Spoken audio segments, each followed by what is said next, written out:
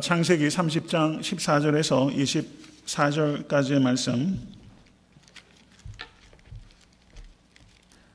다 같이 합독하도록 하겠습니다. 맥추 때에 르우벤이 나가서 들에서 합 한 채를 얻어 이미 레아에게 드렸더니 라헬이 레아에게 이르되 형의 아들의 합 한 채를 청구하노라. 레아가 그에게 이르되 내가 내 남편을 빼앗은 것이 작은 일이냐? 그런데 내가 내 아들의 합 한 채도 빼앗고자 하느냐? 라헬이 가로되 그러면 형의 아들의 합 한 채 대신에 오늘 밤에 내 남편이 형과 동침하리라 하니라. 저물 때에 야곱이 들에서 돌아오매 레아가 나와서 그를 영접하여 이르되 내게로 들어오라. 내가 내 아들의 합 한 채로 당신을 샀노라. 그 밤에 야곱이 그와 동침하였더라. 하나님이 레아를 들으셨으므로 그가 잉태하여 다섯째 아들을 야곱에게 낳은지라. 레아가 가로되 내가 내 시녀를 남편에게 주었으므로 하나님이 내게 그 값을 주셨다 하고 그 이름을 이사가리라 하였으며 레아가 다시 잉태하여 여섯째 아들을 야곱에게 낳은지라. 레아가 가로되 하나님이 내게 후한 선물을 주시도다. 내가 남편에게 여섯 아들을 낳았으니 이제는 그가 나와 함께 거하리라 하고 그 이름을 스불론이라 하였으며 그 후에 그가 딸을 낳고 그 이름을 디나라 하였더라. 하나님이 라헬을 생각하신지라. 하나님이 그를 들으시고 그 태를 여신고로 그가 잉태하여 아들을 낳고 가로되 하나님이 나의 부끄러움을 씻으셨다 하고 그 이름을 요셉이라 하니 여호와는 나의 다시 다른 아들을 내게 더하시기를 원하노라 하였더라. 아멘. 하나님의 말씀입니다. 아멘.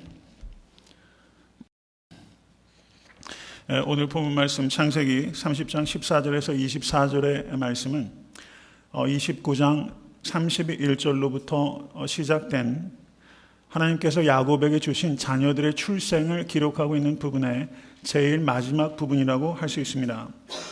창세기 29장 31절로부터 30장 24절까지에는 하나님께서 11명의 아들들과 1명의 딸을 주신 그 내용들이 기록되어 있습니다. 그리고 오늘 본문에서 30장 14절에서 21절은 레아에게 더하여 주신 두 아들과 한 딸의 출생이 기록되어 있고 22절부터 24절까지는 불임으로 오랫동안 마음고생이 심했던 라헬에게 하나님께서 요셉을 주신 이야기가 기록되어 있는 부분이라고 할 수 있습니다. 14절의 말씀을 보시기 바랍니다. 맥추 때에 르우벤이 나가서 들에서 합 한 채를 얻어 어미 레아에게 드렸더니 라는 말로 시작되고 있습니다.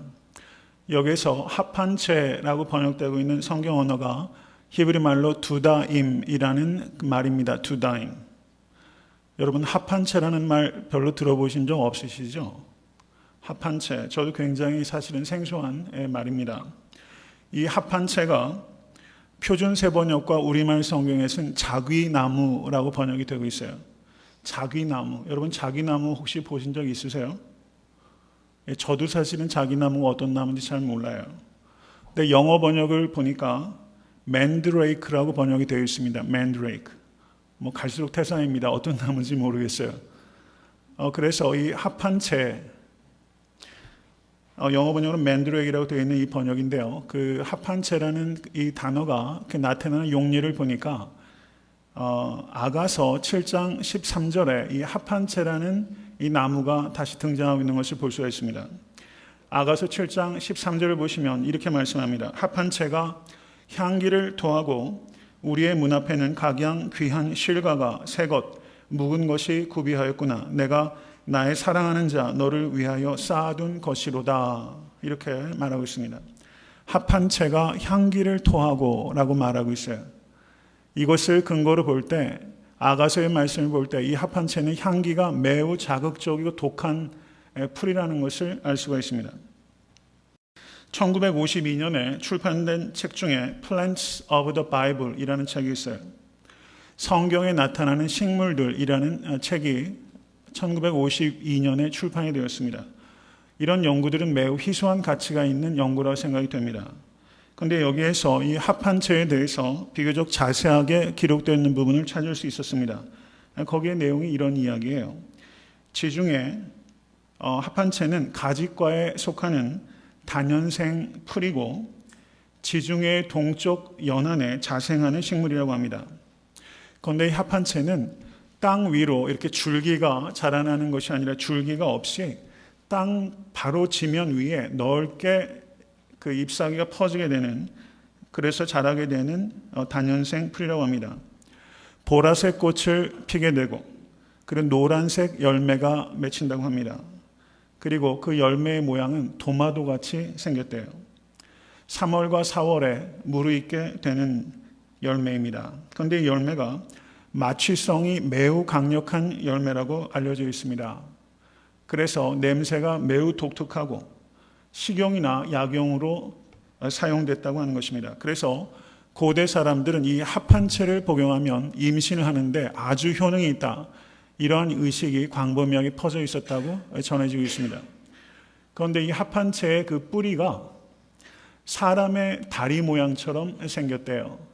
그래서 그 모양 때문에 더 사람들이 이 합한채가 임신하는데 효능이 있다라는 그런 생각들을 더욱 강하게 하였다는 것입니다. 다시 오늘 본문의 내용을 보시면 레아의 첫째 아들인 루벤이 이 합한채를 가져다가 그 어미에게 주었어요. 어린 자식이 임신에 효능이 있는 그 풀을 가져다가 어미에 준다는 것 자체가 사실상은 정상적이지 못하다, 이렇게 볼 수 있습니다. 지나치게 조숙하다고 볼 수 있고 정상적이지 못한 행동을 지금 사실 루벤이 하고 있다, 이렇게 보는 것이 타당할 것입니다. 그러면 왜 루벤이 합한채라는 마취성이 강하고 임신하는 데 효능이 있는 이 식물을 어미에게 갖다 줬는가? 그것은 자신의 어미 레아와 라헬이 극도로 서로 투기하며 각축하고 있었기 때문에 그 악영향이 그 아들 루벤에게까지 미쳐서 들에 있는 들꽃들을 꺾어온 것이 아니라 합한채라는 그 식물을 뜯어서 어미에게 가져다 주는 이런 상황이 벌어지고 있다는 것을 우리가 보아야 될 필요가 있어요. 자신의 죄악이 자식에게 전가가 돼서 더 심각한 죄를 불러일으킬 수 있다는 것을 우리 르우벤을 통해서 깊이 생각하시는 여러분과 제가 될 수 있게 되기를 바랍니다. 이 르우벤이 나중에 어떻게 합니까? 이 부모들끼리 어미와 서모들이 계속해서 다투자 나중에 르우벤이 어떻게 합니까? 자신의 서모 비라를 범하게 되는, 인륜을 어기고 천륜을 땅바닥에 떨어뜨리는 그런 엄청난 범죄를 하게 됩니다. 그 결과 창세기 49장 3절에서 4절을 보시면 야곱이 르우벤을 축복할 때 이렇게 말을 하고 있는 것을 볼 수 있습니다. 르우벤아, 너는 내 장자요 나의 능력이요 나의 기력의 시작이라. 위강이 초등하고 권능이 탁월하도마는 물이 끓음 같았은즉 너는 탁월치 못하리니 내가 아비의 침상에 올라 더럽혔음이로다. 그가 내 침상에 올랐었도다. 이렇게 말하면서 이 늙은 야곱이, 이 르우벤이 자신의 첩을 범하는 이런 엄청난 죄를 범했을 때 그것을 그 자리에서 그때 뭐라고 징계하지 못하고 저가 죽음에 임박했을 때 자식들을 축복할 때 그때 그 일에 대해서 언급을 하면서 르우벤에게 네가 탁월하지 못할 것이다 라는 이야기를 남기게 된다는 것입니다.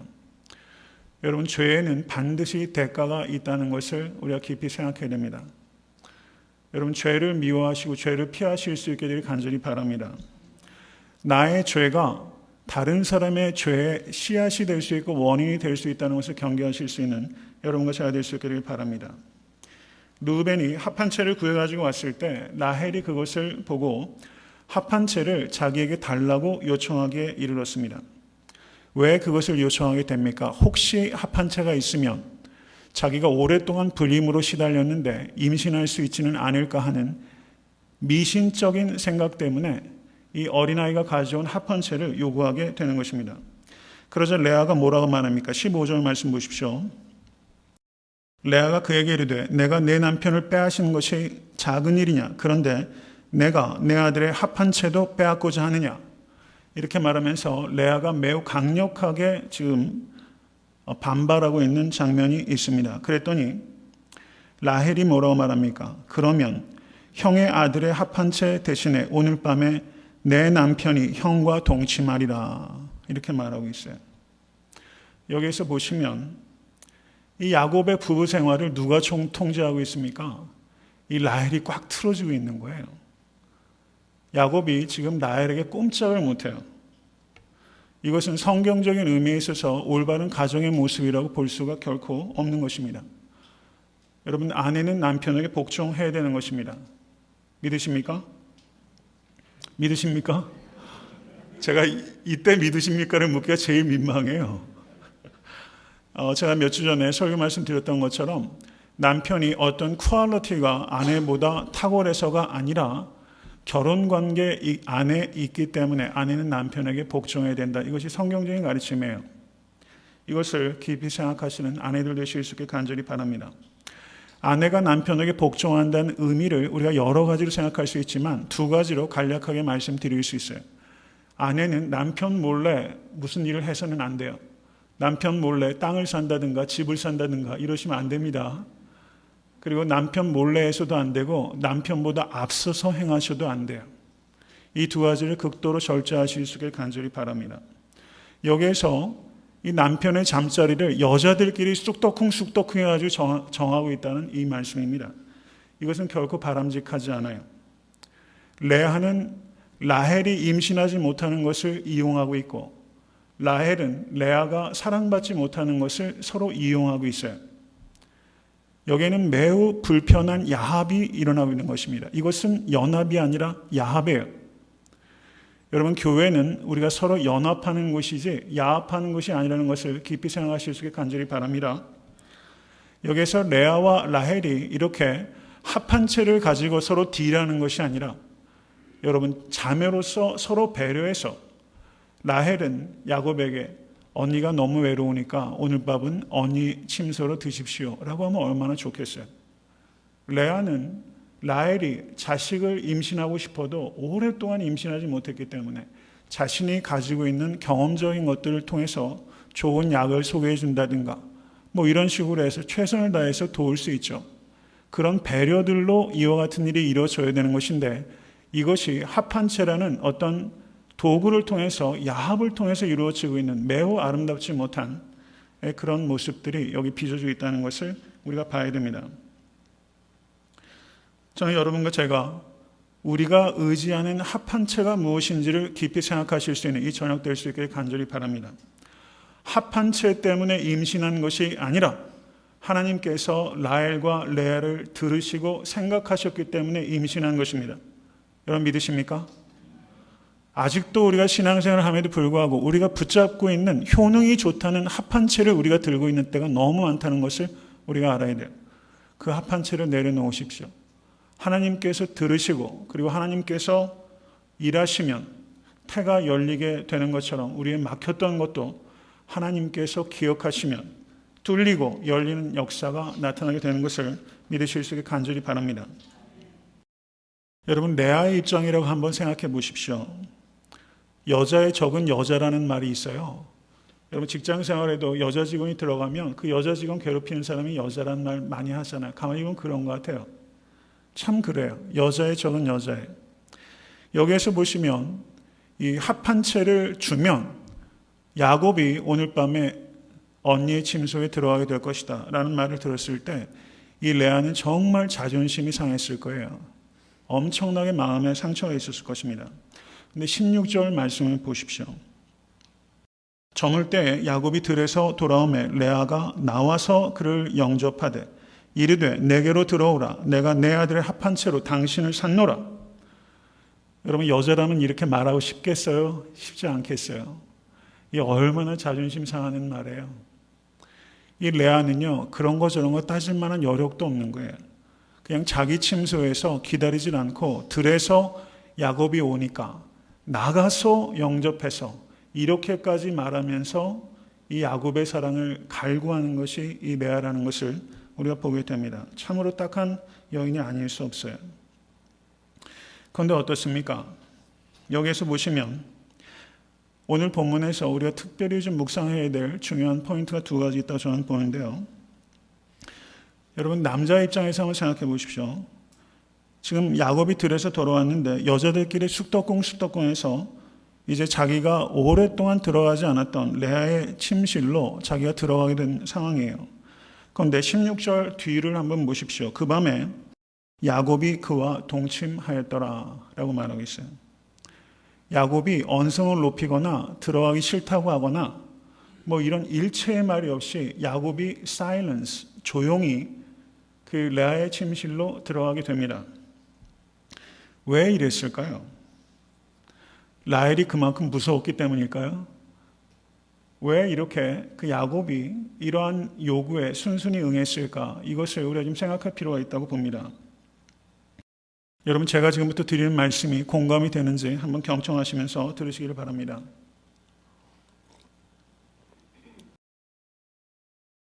야곱이 바단 아람으로 그 도망오게 된 여러 가지 배경들이 있지 않습니까? 야곱이 이전에 에서가 들에서 돌아왔습니다. 그런데 오늘 본문을 보시면 야곱이 들에서 돌아왔어요. 그때 야곱은 무엇으로 장자권을 샀습니까? 팥죽 한 그릇으로 장자권을 샀어요. 근데 오늘 본문에서 레아는 팥죽 대신에 합한 채로 야곱과의 잠자리를 사고 있습니다. 에서는 배가 고팠어요. 라헬은 배가 부르지 않았어요. 그렇죠. 여러모로 비슷한 부분이 많이 있다고 볼 수 있습니다. 야곱은 레아가 합한 채로 자신과의 잠자리를 샀다는 이야기를 들으면서 자신이 오래전에 팥죽 한 그릇으로 형으로부터 장자의 명분을 샀던 지난 일들을 연상했을 수 있다라고 보는 것입니다. 여러분이 공감이 됐어요?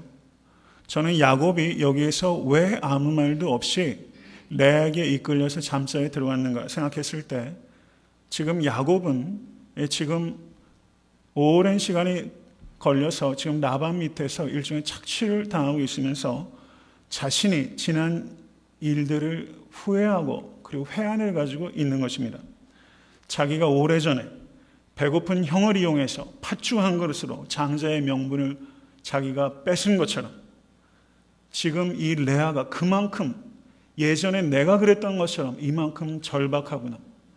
그래서 합한 채를 가지고 나의 하룻밤의 잠자리를 사고 있구나.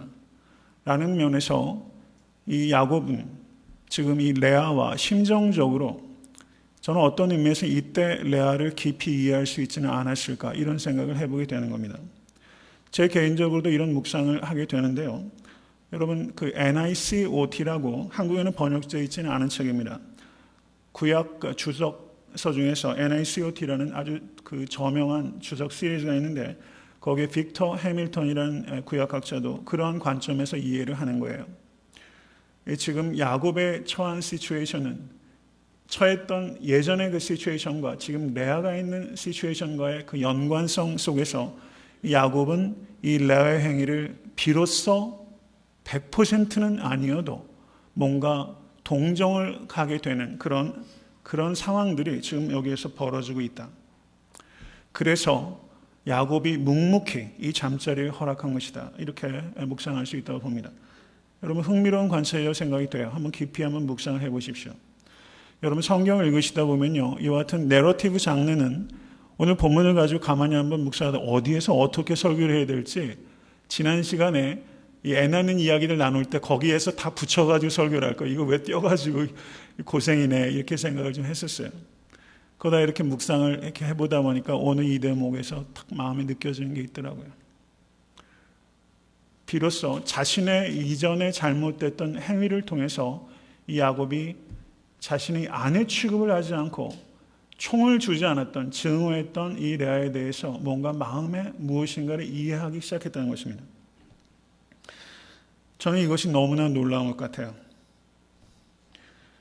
이스라엘의 12지파가 그 중에서 이사겔과 스불론이라는 12지파의 6분의 1에 해당하는 그 두 지파가 이와 같이 합한 채를 가지고 레아가 라헬과 딜을 해서 원하지 않았던 부끄러운 부부관계를 통해서 하나님께서 12지파의 6분의 1을 만드셨다는 것이 저는 너무나 감격적인 것 같아요. 인간이 만들어 놓는 이 부적절한 동기와 관계와 그리고 딜과 그리고 부적절한 그런 성적인 관계를 통해서 자식들이 생겼는데 그럼에도 불구하고 그 자식들을 하나님께서 12지파의 두 지파를 이런 방식으로 세우셨다는 것입니다. 하나님의 방법은 우리의 경험과 우리의 이성으로 재현할 수 없다는 것을 이것을 통해서 다시 한번 받아들이시는 여러분과 제가 될 수 있게 간절히 축원합니다. 여러분, 이런 말이 있어요. 하나님께서 돌리시는 역사의 맷돌은 비록 천천히 돌아가지만 정확하게 돌아간다라는 말이 있어요. 하나님께서 돌리시는 역사의 맷돌은 비록 천천히 돌아가지만 정확하게 돌아간다. 저는 오늘 본문 말씀에 나타나는 이러한 출생의 이야기들이 정말 그런 것 같아요. 여러분, 맷돌 돌려보셨어요? 저는 시골에서 좀 있으면서 이 맷돌 명절 때마다 이 할머니와 고모들이 돌리는 맷돌에 대한 추억이 있어요. 오늘도 오면서 그 생각을 좀 하면서 왔어요. 사실 운전하면서. 이 맷돌이 천천히 돌아요. 그런데 결국은 맷돌이 다 해내거든요. 명절에 내놓는 그 귀한 음식들 맷돌이 다 갈아서 빈대떡들 맛있게 구워내잖아요. 하나님께서 돌리시는 맷돌은 참으로 천천히 돌리는 것 같아요. 그런데 이 맷돌이 정확하게 돌아요. 가장 적절한 때에 이 맷돌이 모든 삶을 감당하게 된다는 것을 우리가 기억할 수 있기를 간절히 바랍니다. 오늘 설교의 제목을 보면서 좀 의아하신 분들이 계셨을 거예요. 하나님께서 돌리시는 맷돌. 예, 하나님께서 돌리시는 맷돌. 여러분, 내 인생의 맷돌도 하나님께서 돌리시고 계세요. 믿으세요? 여러분, 그걸 믿으십시다. 개인사도 하나님께서 그렇게 운행해 가시고 이 우주 삼라만상의 모든 역사도 하나님께서 맷돌을 돌리고 계세요. 하나님께서 우주의 주관자이시고 역사의 주인이심을 믿으실 수 있게 간절히 축원합니다. 한치의 오차도 없이 하나님께서 아브라함에게 주시고 이삭에게 주시고 야곱에게 주셨던 그 언약들을 하나님께서 지금 합한 채를 딜을 해서 갖게 된 부적절한 관계들을 통해서 하나님께서 이사갈과 스불론을 태어나게 하시고 있는 것이 여러분 너무나 감격적입니다. 17절 말씀을 보십시오. 하나님이 레아를 들으셨으므로 그가 잉태하여 다섯째 아들을 야곱에게 낳은지라 라고 말하고 있습니다. 하나님께서는 우리를 들으십니다. 29장 33절을 보셔도 레아가 시므온을 낳았을 때 여호와께서 나의 총이 없음을 들으셨으므로 내게 이도 주셨도다 이렇게 말했어요. 하나님께서는 레아를 들으셨고 우리 한 사람 한 사람을 들으시는 하나님이심을 믿으실 수 있게 간절히 바랍니다. 여기에서 레아가 이사가를 낳고 뭐라고 말합니까? 18절 말씀을 보십시오. 저는 오늘 본문의 두 번째 중요한 키포인트라고 생각합니다. 18절 말씀 다 같이 읽겠습니다. 레아가 가로되 내가 내 시녀를 남편에게 주었으므로 하나님이 내게 그 값을 주셨다 하고 그 이름을 이사가리라 하였으며 이렇게 말하고 있어요. 레아가 하나님께서 이사가를 주셨다라고 말합니다. 이건 맞아요, 틀려요? 맞아요. 근데 왜 이사가를 주셨는가라는 것을 레아가 해석을 어떻게 하는 거 아니? 자기가 야곱에게 자신의 여종 실바를 첩으로 주었기 때문에 하나님께서 그것을 기뻐하셔서 그것에 대한 상으로 이사가를 주셨다라고 해석하고 있는 겁니다. 여러분, 이 말은 조금 아리송하죠. 지금 레아가 자신의 첩 실바를 준 것은 자기 희생적인 행위였습니까? 아니면 라헬과 극도로 경쟁하는 경쟁 심리가 발동해서 첩을 준 것입니까? 전자예요, 후자예요?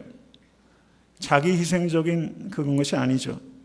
라헬이 실바를 첩으로 줘서 아들을 얻자 그것에 대해서 이 레아가 자신이 생산이 멈춘 것을 알고 자신의 여종을 들여서 두 명의 아들을 또 생산하게 된 거예요. 거기에는 자기 희생의 각오가 없어요. 그것은 자기가 어떻게 해서든지 자식 낳는 문제만큼은 자기가 라헬을 압도적으로 이기겠다는 경쟁심이 거기에 이기심이 거기에 분명히 있는 거예요. 그런데 그것을 어떻게 말합니까? 하나님께서 그것을 기뻐하셨기 때문에 자기에게 이사가를 주셨다. 이렇게 말하고 있는 거예요. 저는 여기에서 자기 합리화하는 인간의 죄성을 보게 됩니다. 자기 합리화를 할 뿐만 아니라 자기 미화를 하고 있어요. 자기가 시기해서 첩을 준 것인데 그것을 자기 희생으로 미화하고 거짓말을 하고 있는 것이 여기서 레아의 죄라는 것을 우리가 발견하게 됩니다. 여러분, 이렇게 말하신 적 없으세요? 여태까지 살아오시면서. 여러분, 제가 누차 말씀드리지만 인간은 합리적 존재가 아니라 자기 합리화를 하는 존재입니다. 제 자신을 가만히 봐도요, 참으로 그렇습니다. 그리고 다른 사람들과 대화를 해봐도 A라는 사람은 A의 입장에서 얘기하고 B는 B의 입장에서 얘기하고 C는 C의 입장에서 얘기를 해요. 얘기를 듣다 보면 다 맞아요. 그래서 얘기를 들으면 도무지 판단 자체가 사실상 굉장히 어려운 것 같아요. 그럼 가만히 제 자신을 되돌아보면 저도 어쩔 수 없이 제 입장에서 이야기를 하고, 부부관계에서 보면 제가 항상 어쩔 수 없이 제 입장이 항상 앞설 때가 너무 많다는 것을 아직도 깨달아요. 이것을 우리가 깊이 생각해야 됩니다. 우리가 부분을 보고서 마치 전체인 것처럼 과장할 때가 얼마나 많았는지를 생각하실 수 있게 간절히 바랍니다. 여러분, 가정이나 교회나 직장에서 옳고 그름이란 잣대로 판단하십니까? 아니면 내 편, 네 편이란 잣대로 판단하세요?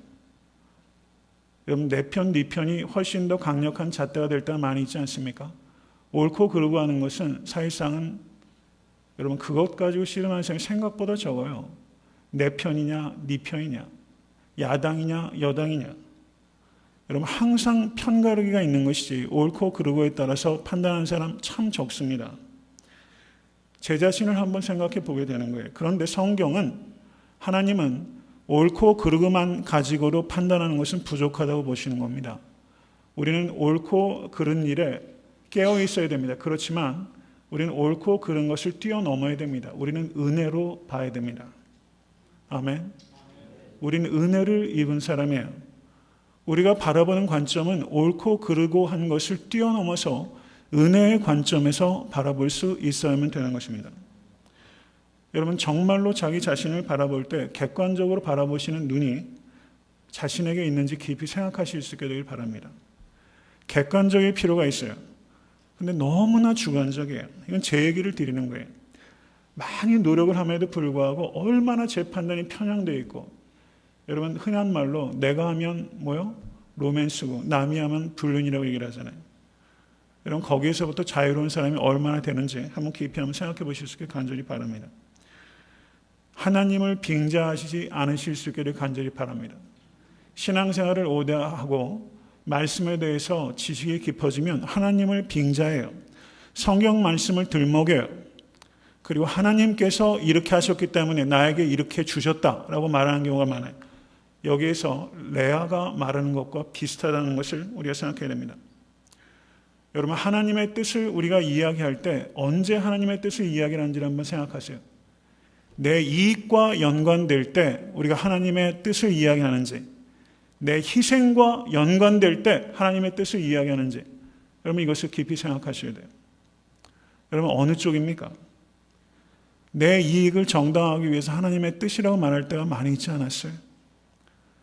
여러분, 섬김과 희생과 나눔의 자리에서 그것을 하나님의 뜻이라고 말하실 수 있는 여러분과 제가 될 수 있게 간절히 바랍니다. 이런 말씀 드리기가 좀 부끄러운 이야기지만요, 제가 읽었던 책 중에서 그런 이야기를 거기에 썼어요. 평신도가 하시는 말씀이에요. 거기에 뭐라고 하냐면 평신도가 참 이상하대요. 목사님은 왜 항상 큰 교회로 가실 때 하나님의 뜻이라고 말씀하는지 모르겠대요.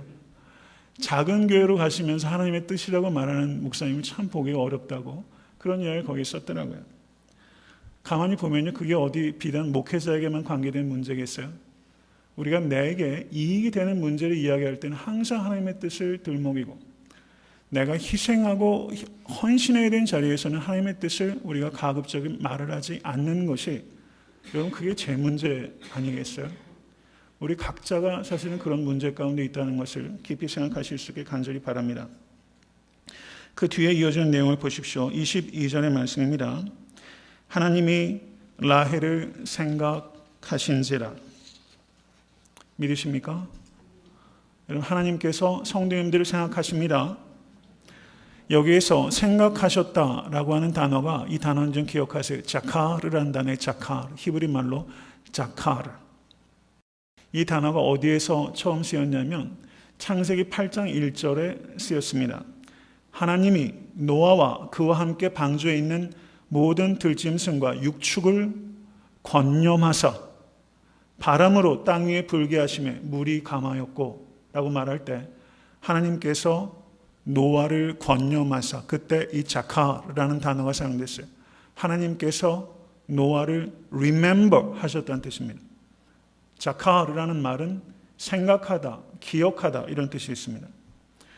그리고 이 단어가 창세기 19장 29절에 또 사용됐습니다. 거기 보시면 하나님이 들의 성들을 멸하실 때, 곧 롯에 거하는 성을 엎으실 때 아브라함을 생각하사 롯을 그 엎으시는 중에서 내어 보내셨더라 이렇게 말하고 있습니다. 아브라함을 생각하셔서 롯을 구출하셨어요. 그리고 출애굽기 2장 24절을 보셔도 하나님이 그 고통 소리를 들으시고 아브라함과 이삭과 야곱에게 세운 그 언약을 기억하사 라고 했을 때 그 기억하다는 단어가 자카르라는 단어가 사용되어 있습니다. 여러분, 하나님께서 라헬을 기억하신 것처럼 우리 한 사람 한 사람을 기억하신다는 것을 믿으십시오. 아멘. 여러분, 정말 이것을 믿으실 수 있게 간절히 축원합니다. 이 자카르라는 단어의 주어로 하나님이 쓰일 때가 구약 성경에 무려 73번 쓰였어요. 하나님은 우리를 기억하시는 하나님입니다. 이사야서 49장 15절을 보시면 여인이 어찌 그 젖먹는 자식을 잊겠으며 자기 태어서 난 아들을 긍휼히 여기지 않겠느냐. 그들은 혹시 잊을지라도 나는 너를 잊지 아니할 것이라. 아멘. 여러분, 하나님께서 기억하세요. 이것을 믿는 성도는 기다릴 줄 압니다. 하나님께서 기억하신다. 나를 기억하신다. 그러면 기다릴 줄 알아요. 여러분, 사람과 사람 사이의 이야기를 말할 때 무엇인가 어려운 부탁을 드리면 사람은 어떻게 말해요? 한번 생각해 보겠습니다 라고 말하면 그거는 해주겠다는 얘기예요? 안 해주겠다는 얘기예요? 그거는 거절을 완곡하게 표현하는 거예요. 생각하겠다는 말은 네거티브한 거예요. 그런데 하나님께서 생각하시는 것은 하나님께서 그리 행하신다는 것을 의미하는 것입니다. 아멘. 하나님께서 기억하시면 하나님의 구원이 나타나게 되는 것입니다. 하나님께서 생각하셨기 때문에 그 뒤에 내용을 보십시오. 하나님이 그를 들으시고 그 태를 여신 고로 라고 말씀합니다. 라헬의 태를 연 것은 합한 채가 아니라 하나님께서 기억하셨기 때문이에요. 믿으십니까? 여러분, 고대 사회에서 여인이 아이를 잉태하지 못한다는 것은 이것은 엄청난 고통이에요. 그런데 하나님께서 태를 여시자 자식을 출산하게 되고 그리고 요셉을 낳게 됩니다. 요셉이 어떤 아들입니까?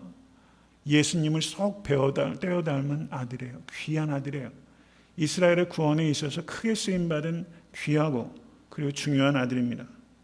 하나님께서 라헬을 생각하셔서 요셉을 주신 것처럼 하나님께서 성도님들 한 분 한 분을 생각하셔서 여러분의 막혔던 죽어있던 여러분 태를 여시고 그리고 귀한 역사를 이루시는 하나님을 경험하실 수 있는 우리 모두가 될 수 있게 주님을 간절히 축원합니다. 말씀을 맺습니다. 본문의 말씀을 통해서 하나님께서 참 불행한 결혼관계를 통해서 이 불행한 결혼관계 맞죠? 불행한 결혼관계 속에서 하나님께서 이스라엘의 12지파를 어떻게 만드셨는지를 오늘 본문을 통해서 우리에게 알게 하는 것입니다. 아브라함에게 하나님께서 이런 언약을 주셨습니다. 내가 내 자손으로 땅에 티끌 같게 하리니 사람이 땅에 티끌을 능히 셀 수 있을진데 내 자손도 세리라. 하나님께서 이 언약을 성취하기 위해서 지금 4명의 아내를 통해서 그리고 특별히 레아의 고통을 통해서 하나님께서 이 언약을 성취하는 큰 걸음을 내리셨다는 것을 감사하실 수 있는 여러분과 제가 될 수 있게 간절히 바랍니다. 하나님께서 맷돌을 돌리고 계십니다. 믿으십니까? 오늘 주신 말씀 생각하면서 기도드리겠습니다.